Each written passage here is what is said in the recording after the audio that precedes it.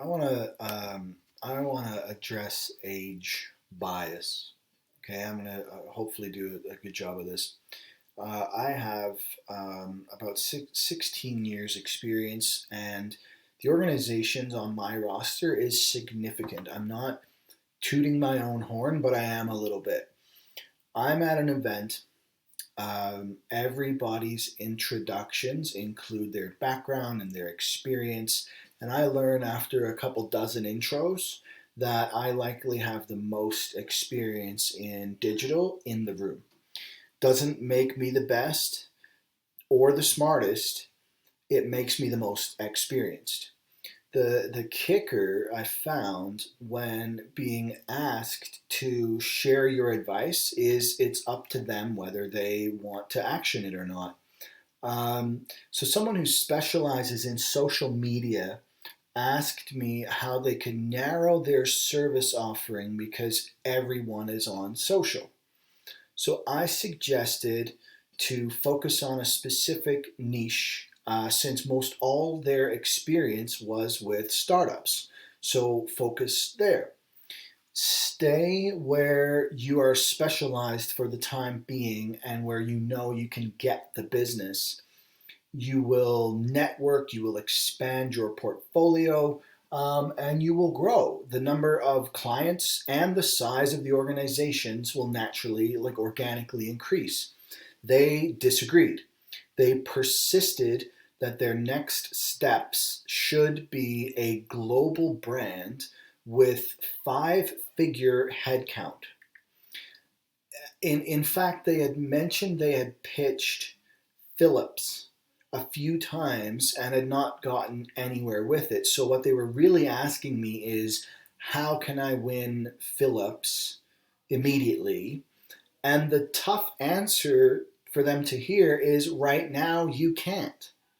A company like Phillips with more than 75,000 employees and over $30 billion in assets across 50 countries is not going to hire a solopreneur social media consultant with 3 years total experience to run their social media.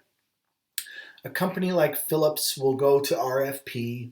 They'll select an agency based on total service offering, experience, similar clients in the industry, etc., rather than take the time to do the right approach and build their brand. I could tell this person had completely checked out after hearing what I had to say. Because I didn't have a magic pill to help them land Phillips tomorrow, they were no longer interested. Because I couldn't give them in a sentence how to land a company with at least a five-figure headcount, because for some reason headcount mattered, they were no longer interested. Headcount is a sign of presence, absolutely.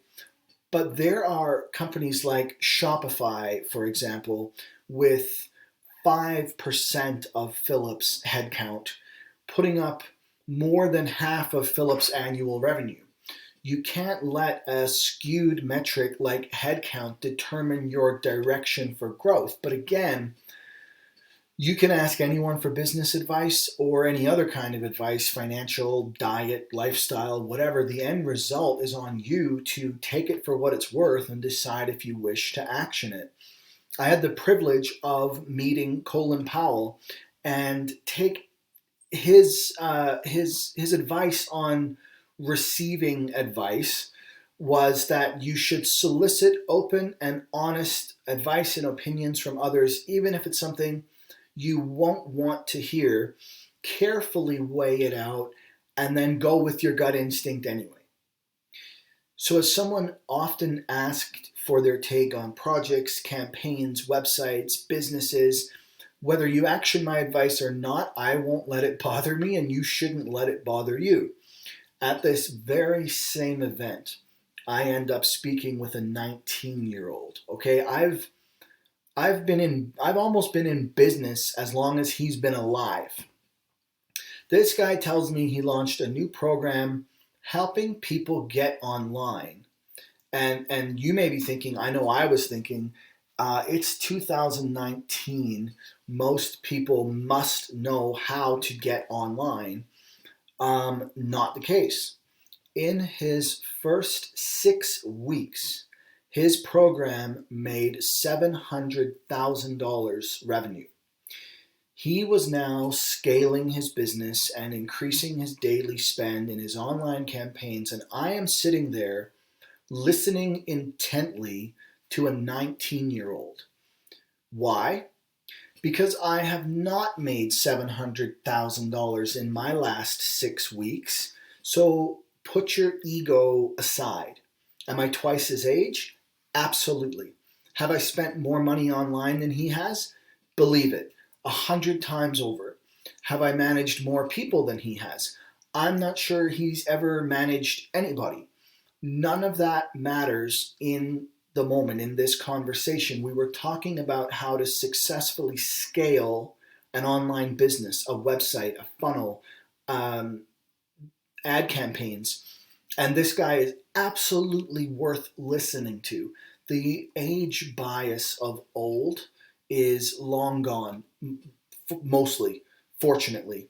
The 50-something baby boomer generation when I first started, who wouldn't give a 19-year-old a second look, not a chance in hell, are no longer in power.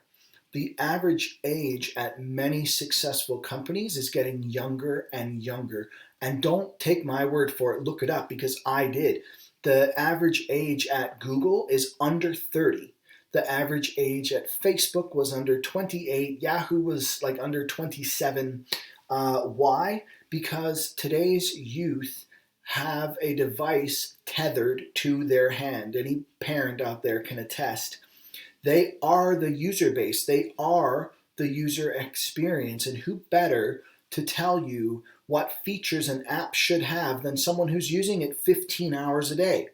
If you discount somebody you're talking to because you believe they can't possibly be old enough to offer value or have anything interesting to say, you are missing out in a big, big way. This kid had some mohawk, sleeve tattoos, and a not quite yet goatee kind of something on his face. He looked like a kid that would make your coffee at Starbucks. He was at an e-commerce event and he had 25 people surrounding his table, hanging off of every word. Collect information, gain knowledge everywhere you can. Sometimes it can be where you least expect it. Go be great.